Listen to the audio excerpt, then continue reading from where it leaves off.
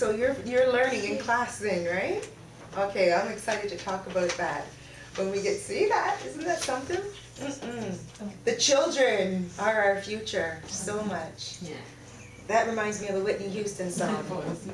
I believe the children are our future. Okay, so today we're going to talk about 4 tips on how to make your relationships better. Relationships meaning not even just love, but also friendships, family, co-workers, anything at all, right? Any connections we have with people.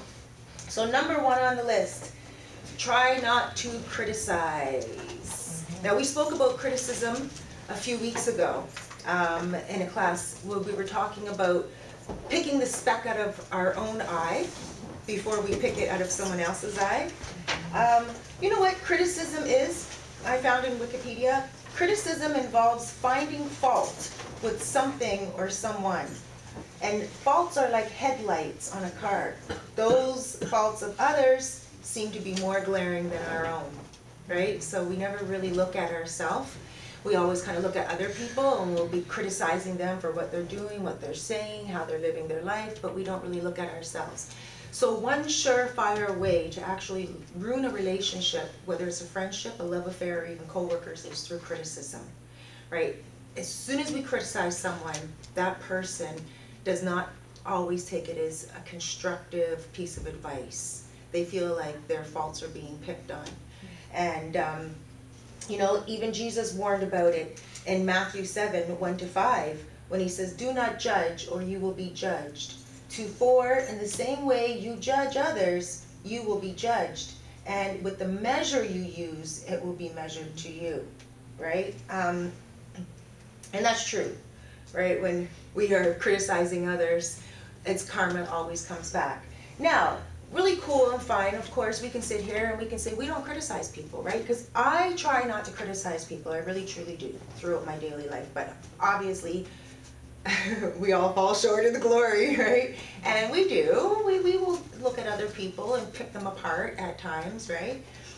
But so when we are so we have to try hard not to do it, but what happens when we're being criticized, right? When someone's criticizing us. When someone is criticizing me, I first look at the source. And I say to myself, well, who is this person that is criticizing me? Where did they come from? What did they go through? You know, what are their experiences? Are they criticizing me from a good point of view and I can learn some constructive advice from this? Or are they criticizing me because they're envious or they're judgmental or just plain out cruel, right? So I always look at the source when somebody is criticizing you. Never, ever take it on full force. Once you look at the source and you see that the source is just like maybe an unhealthy source, and they're just a mean person in general, a negative person in general, don't even bother taking it to heart, right? Just, if their advice does sound, if their criticism can be turned around to advice, and you have heard their criticism many times before, then obviously pay heed.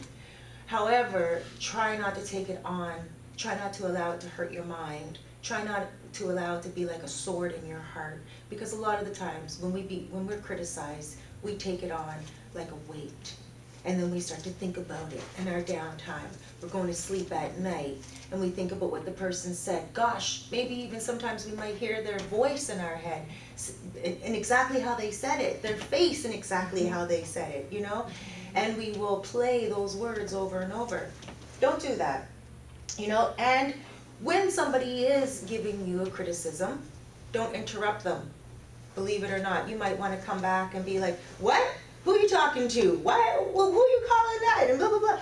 Don't let them speak. Because sometimes, even though they could be coming off very harsh, if you listen to it with a wise ear, you might learn something from it.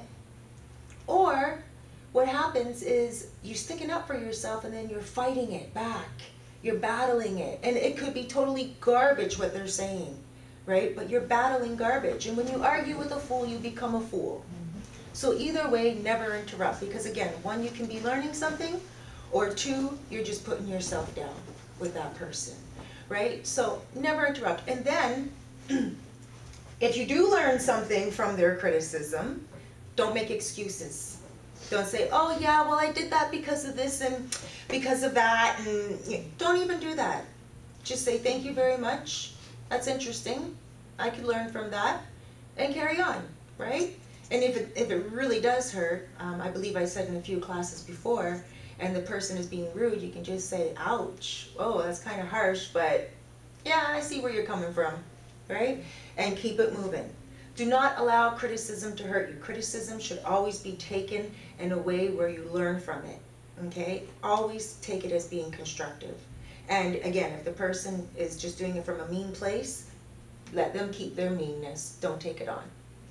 And that, for sure, in a relationship, criticism will destroy any relationship, right? No name calling is the second point. I'm guilty of that from the past, right? But again, I've been trying to tame my tongue, right? And I don't say mean names. I have called exes freaks. I'll be like, oh, you're such a freak, or you're such a creep. I will never say anything mean, right? Like, but that's just as bad, calling someone a creep. I think it's probably even worse sometimes than calling them a bad name, right? But, and this is back in the day, okay? These days I learned that, again, you have to hold your tongue, and, you know, I wouldn't even call someone the word stupid now. For me to even call someone that, it would be like a bad word, very vulgar, right? But of course, you know, I'm a more mature woman now, right? But we learn with time that it does hurt people, because what happens is they bring it up again, right? They bring it right back up, and they remember the word you called them. No matter how soft you said it, if it was a word, they remember. You know, when we're children, we're taught sticks and stones may break our bones, but names will never hurt us. That's a lie. It really is. That is a lie. You know, do you hear that, Shanice? And you hear that, right? But yet names still hurt us, right? And sometimes names hurt us even more than hitting us. But we have to use a strong mind to not allow those names to hurt us. We have to say, you know what? That person's calling me a name right now because they're angry. They're upset. But again, I'm not going to allow their negativity to bother me, right? When we say words to inflict harm upon someone, rarely do they forget that name, right? Anyone here call a name to someone and, yeah, no, some people are being honest in here. Anyone call it? Come on now. Come on, Dee, you must have said name to someone. Yeah. I had to put both hands. Joanne's putting both hands up back there. Okay, so, you know, what it does is it never heals. It results in the destruction of some relationships. I'm going to give you guys an example. A gentleman I know very, very well, he recently told me that his wife is leaving him. And I was shocked, right, because they've been in a relationship for a very, very long time. And I asked him, like, why would she leave you? Like, there had to be something. And he said, I don't know. And he, you know, said, I called her a few names, and so she left the house. And she said she's not coming back. She wants a divorce. And the other day, he called her Judas. Now, do you guys know who Judas is? Yes. And for those of you who don't know, Shanice, Judas was the young man out of Jesus' disciples. Yeah? You know who Judas is? Who is he? He was a person who wanted to kill Jesus. He wanted to get Jesus killed. That's right. He went and he kissed Jesus to show the bad guys who Jesus was. Now, this husband called his wife Judas. I mean, what is that, right? And so she obviously knows who Judas is. And so I said, how often do you say these words to her? And he says, well, often, right? And often enough, for so many years, she finally left him. And all because of name calling. Name calling is unnecessary. There are so many other ways that we can approach a situation when we're angry. And it just takes mindfulness, patience, peace, and respect. Number 3, gentleness. Gentleness is very, very important. So a friend of mine, married man again, he, you know, he's newly married, his wife is a young wife and everything, and she has no children. He has one child from another relationship, a past relationship, and, you know, everything's going good in their marriage. So she's almost finished school. She's on Christmas break now. So she's all excited because her exams are done and everything. And so she calls him, and he's at work. She calls him up and she's like, "Oh, sweetie, I'm so excited, you know. You know what I've been thinking? I've been thinking it's time we have a child. I can't wait to have your baby." And he came back and he said, "Oh, so have you thought about paying off that OSAP loan yet?" Right. And she said, "Oh, she didn't know how to come back at that, right?" And she was like, "Oh, right?" And so he called me up and he said, "You know what? She had the nerve to talk to me about a baby, and she's not finished paying off that loan yet." I said, "Well, what did you say to her?" He said, "Well, I asked her, what are you doing about that loan?" And I said, "Oh, you didn't say I would love to have a child too, but let's get our bills underway first, or, you know, check out what's going on with our bills first." He said, "No, why would I say that?" He goes, "You know how much she owes that?" So, of course, you know, I explained to him that he could have been a little bit more gentle about it, right? But he did do something that I thought was honorable. And he called her up and he said, "Oh, you know, I was really thinking about the baby and I would love for us to have a child." Yeah, isn't that nice? He did call her back and he did correct it, and she said, "Really? You really think that?" Yeah, you know, women, like, you know. And so she loves me. Right, he loves me now. Right? So of course he calls me back and tells me what she said and everything. And, you know, I found it to be touching that he actually took it upon himself to call her back. So that is love, right? So there is the gentle side, right? But he could have used gentleness. And imagine if he didn't call her back now, right? Imagine what she would have thought. Wow, I tell my husband I want to have a child for him, and all he can do is talk about bills. Like, and she's younger than him, right? So she's never had a child. And so for her to actually want to reach out and talk about having a baby and like give her body up, you know, and her mind up, and her time and energy to having a baby, that takes a lot, right? And then for you to be just slapped in the face, well, what about your OSAP loan? It's a little harsh, right? But again, he cleaned it up, so I think that's really, really important, and we got to give him kudos. He'll be watching this YouTube video and he's gonna be like, "Cerise, why are you calling me out like that?" Right, but I'm not saying his name. So, number 4, be willing to reconcile. How many people argue in a relationship? Now, most of this I made it sound like, you know, love affairs, but the same thing goes in sister-brother relationship. No name calling, no criticism, you know, and also gentleness. It goes for every relationship, right? But also be willing to reconcile is number 4. You know, I have 2 bad examples. A neighbor back in my day, I used to have a neighbor. She had a husband that used to always dribble on the toilet seat, and she used to always get upset. This man she said, at least if he lifted up the toilet seat and left it open, she would be fine with it. She wouldn't mind so much if he left the toilet seat open. If she sat down, the toilet seat wasn't there, she'd be fine because she'd close it. But she just didn't like sitting on the toilet seat and it's all wet, right? And so she said, you know, she would always argue with him and tell him, keep that toilet seat up or wipe after you dribble. So one night before she went, you know, she was on her way to bed and everything, she went to sit on the toilet seat and it was soaked, right? So she flipped on him. "You always leave the toilet seat down. Most men put it up. What's wrong with you? Are you a woman? Don't you know how to pee?" And she flipped out on him, and he was saying sorry to her. He felt really bad, right? And she's like, "You don't have proper aim," and she was freaking out on him. So they went to sleep that night. And he was trying to make up with her. The last thing she remembers him saying is, "Baby, I love you. Come on. It's just a little dribble on the toilet seat. I'll stop." She woke up in the morning and he was dead. Heart attack. And so now for the rest of her life, she feels like she put stress on him. She didn't put any stress on him. He just had a bad heart, and that ticker was going to be gone soon anyway.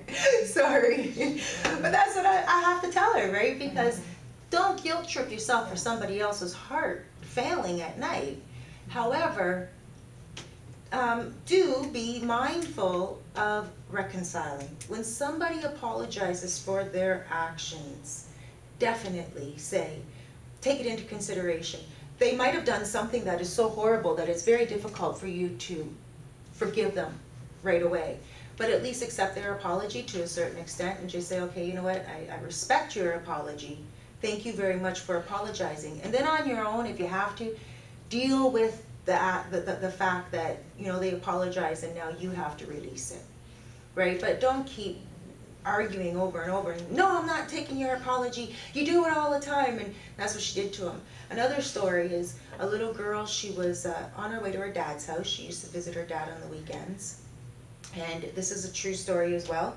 She was in her mother's vanity and going through her mom's perfumes. My daughter used to do this as well often. She would go through my perfumes and my bottled body waters and everything and pour more water in it. I would go in the bathroom and my daughter would be pouring out all my perfumes and putting water and going and playing house with them, right? And I'd be like, Nalisha, what are you doing? Till this day, her and I laugh at it. But this woman, she actually, you know, she flipped out on her daughter, and she's like, what are you doing? Don't do that. And the daughter was mixing her powders with her body oils and everything. And so the daughter said sorry to her mother before she was going with the father. And she said, Mommy, I'm really sorry. Please forgive me and everything. And the mother was like, no, we'll talk about this when you're gone, when you get back from your dad's.